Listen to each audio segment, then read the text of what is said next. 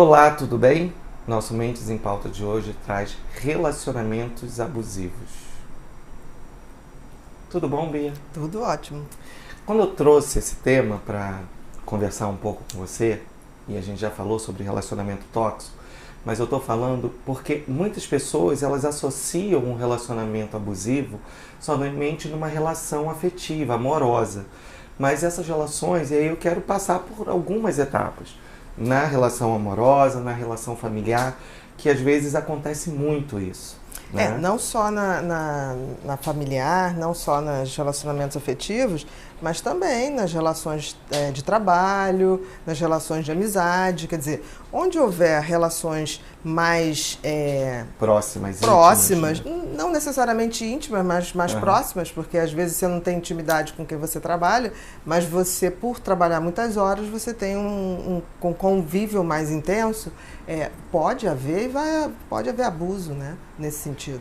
Ou então uma hierarquia, né, onde se propõe uma hierarquia, também pode haver abuso. Então, começando num relacionamento abusivo mais afetivo, né? Porque a gente observa, as pessoas apanham, passa por humilhações e elas não conseguem sair de dentro dessa relação.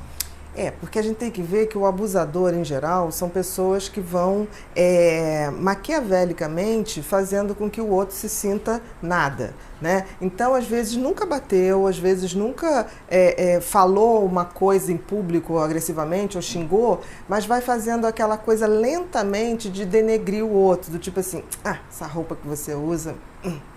de mau gosto. Ou então, tipo assim, a pessoa chega, eu fui promovida no trabalho, consegui fazer isso. A pessoa fala, mas isso não é tão difícil assim. Quer dizer, essa coisa que vai fazendo com que o outro nunca se sinta bem e satisfeito. E essa personalidade que lida ou acolhe o abuso ou tolera o abuso, são personalidades que têm uma autoestima muito baixa. Então, ela depende do outro para saber se ela está bem ou não. Quando o outro faz o truque de fazer com que ela sempre se sinta inadequada, então é quando existe essa manipulação e esse poder em cima da outra pessoa. Ou então é muito comum nos casais, um dos dois colocar assim, não, mas também quem é que vai te aturar, né? Só eu que te aturo. Agora, quem é que vai cuidar de você quando você estiver doente? Porque os outros vão embora. Porque é sempre uma jogadinha de tipo assim, olha, eu sou a melhor coisa que você vai ter. Podemos dizer que esse abusador, ele tem consciência do que ele está fazendo? Ou é uma coisa que ele acha que está fazendo bem? Porque ele é superior? É lógico, tem uma vaidade, tem uma relação de poder ali. Mas assim, ele tem essa consciência da maldade, do quanto ele está violentando essa pessoa emocionalmente? Aí você tem que ver, tem tipos de abusadores. Os abusadores não são iguais. Por exemplo, tem abusadores que reproduzem literalmente a educação que eles tiveram. E eles fazem sem estar com essa dimensão de que estão fazendo uma maldade. Tem outros que sabem o que estão fazendo e têm prazer de fazer.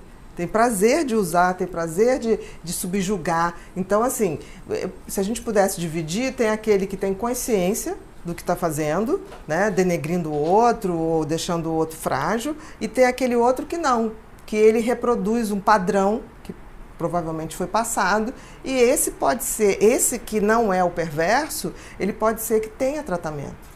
Talvez seja até a maioria, né, porque ele consiga ver que ele está reproduzindo um padrão que não tem necessidade de ter. Mas, em geral, os abusadores que têm essa consciência e têm prazer com isso, é bem complicado. Esse ciclo de que você está passando, e às vezes você tem a consciência que chega até as vias de fato, uma agressão, e você... é a carência, né? Eu posso colocar até um pouco como carência. Ele vai melhorar, foi um estado de ciúme porque ele me ama demais. Eu acho que não é só a carência, porque a carência faz você pegar isso de primeira mão sem dar uma olhadinha. Mas depois, para manter isso, não basta a carência. Você tem que ter uma autopercepção que você não é merecedora de nada. Então, e que tudo que aquela pessoa está falando é verdade. Se você parte do pressuposto que você se veste mal, tudo que você fala é besteira, como o outro insinua, tudo que você faz não é bom o suficiente. Aí não é só carência, é uma autopercepção muito ruim. Então você acaba realmente acreditando que aquela pessoa é maravilhosa e que está te dando toques, né, cuidando de você, e que te quer bem. Você pode confundir isso com amor. Então, muitas pessoas, e isso acontece muito com pessoas que foram abandonadas pela família ou não tiveram pais, elas não têm muita percepção do que é cuidar, do que é amor. Aí chega alguém na vida dizendo, olha, eu amo, por isso que eu cuido de você, por isso que eu digo que você tem que vestir, o que você tem que falar, como você tem que se portar. A pessoa pode achar que realmente aquilo é amor. Se ela não tem um parâmetro de um amor saudável, ela pode achar que aquilo é amor e por isso ela tolera. No relacionamento abusivo familiar, você poderia trazer assim, como a gente identificar uma relação abusiva assim, de um pai ou de uma mãe? É sempre essa coisa de desqualificar o outro, mesmo de forma sutil. Então é muito comum, por exemplo, uma mãe ou um pai falar do filho na frente de todo mundo. Ah, fulano tem medo disso, não gosta daquilo, não se socializa. Ficar expondo esse adolescente ou essa criança de uma forma que no fundo está denegrindo. Não é que não possa falar, mas nunca em público. E é interessante que parece que as pessoas, pais, familiares, aproveitam um evento familiar para fazer exatamente isso, comparar filhos, ou comparar primos, ou tipo assim, porque você não faz que nem o filhinho da fulana que está em Harvard? Porque ele não é o filhinho da fulana, entendeu? Então assim, parar com essa coisa de sempre fazer menos, né? A pessoa fala assim, eu estou jogando, não faz nada, só joga bola. Essa relação de poder... É sempre o menos, né? A gente às vezes tem muito em famílias, é uma relação de poder, e principalmente financeira, de querer ter o controle. Né? Nem sempre é só financeiro, é o controle mesmo. Porque quando vem junto com o financeiro, aí é muito ruim, porque a pessoa valida esse controle porque banca. Mas às vezes o controle vem ao contrário. Tem mulheres que têm dinheiro, sustentam o cara e mesmo assim ele que dá o controle de tudo. Nem sempre. Quando junta o controle e o poder financeiro, o controle fica muito mais forte. E quando você falou sobre a relação abusiva no trabalho, né? Assim, é uma relação de poder do chefe ou do próprio colega? Como que é isso? É porque Tanto identificou pode alguma ser, coisa? Em geral, é do chefe para os funcionários, mas pode ser entre os funcionários também. E também pode ser, hoje já é considerado, aí daria a coisa do assédio moral, né? Do próprio funcionário para o chefe. Porque tem funcionários que falam mal do chefe pelas costas, com os outros colegas, né? Denegrindo a imagem, colocando, fala isso, mas em casa deve apanhar da mulher. Tenta fazer uma manipulaçãozinha. Óbvio. Né? A gente sabe hoje que o assédio moral, porque antigamente se dizia que o assédio moral, que é esse exercício de poder no trabalho, era definido só de cima para baixo, era do chefe para o funcionário. Hoje a gente sabe que é do chefe para o funcionário, entre os funcionários e do funcionário para o chefe também ocorre. Porque quando você vai denegrir a imagem de alguém, não importa para onde você está fazendo isso. É um assédio moral. E tudo isso se baseia dentro de relações abusivas. Sempre. Por exemplo, se você tem uma relação no trabalho e o teu chefe sempre te critica, quer dizer, você não tem um elogio e sempre as críticas são em público, né? E eu costumo dizer o seguinte, as críticas podem ser feitas, mas vamos fazer em particular, não precisa ser público, né? Agora, os elogios vamos fazer em público, não tem problema nenhum, entendeu? Então, agora, se você começa dentro de um trabalho, o outro está sempre errado, ele nunca faz do jeito que você colocou, nunca é o resultado que era previsto, isso é um assédio, isso é um abuso.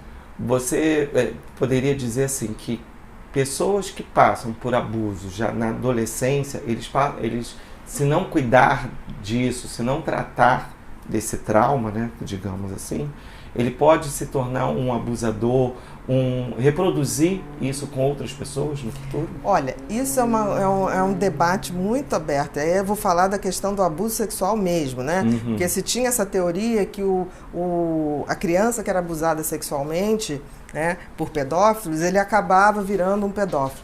Graças a Deus isso é uma mentira, porque a quantidade de crianças abusadas é enorme. Se todas as crianças foram abusadas, se tornassem abusadores, a gente não tinha mais o que fazer na sociedade. É verdade, né? Não ia ter cadeia para tanto abusador, e agora então que a Igreja Católica está limpando esse tema, ia faltar mesmo. O que a gente vê é que é óbvio que é um trauma para todo mundo, não tenha dúvida, isso é um trauma. Agora, se isso vai reproduzir um estuprador, não. A maioria passa a ser pessoas comprometidas em batalhar contra o abuso, contra a pedofilia, especificamente, se a gente colocar aqui. Porque vai depender do grau dessa personalidade de indiferença com o outro. E você falando sobre abuso, né, e a gente falando assim, aí você traz religião.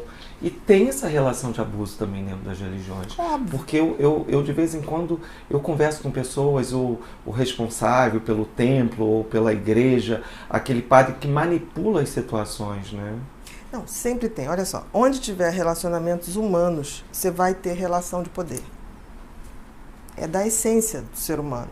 A questão é se esse poder vai ser exercido de uma maneira perversa ou não empática e maléfica mesmo. A diferença é essa. Então vamos fechando. Muito mais amor e mais relações, porque viver tem menos abusivas. Menos abusivas e mais amor. Muito obrigado.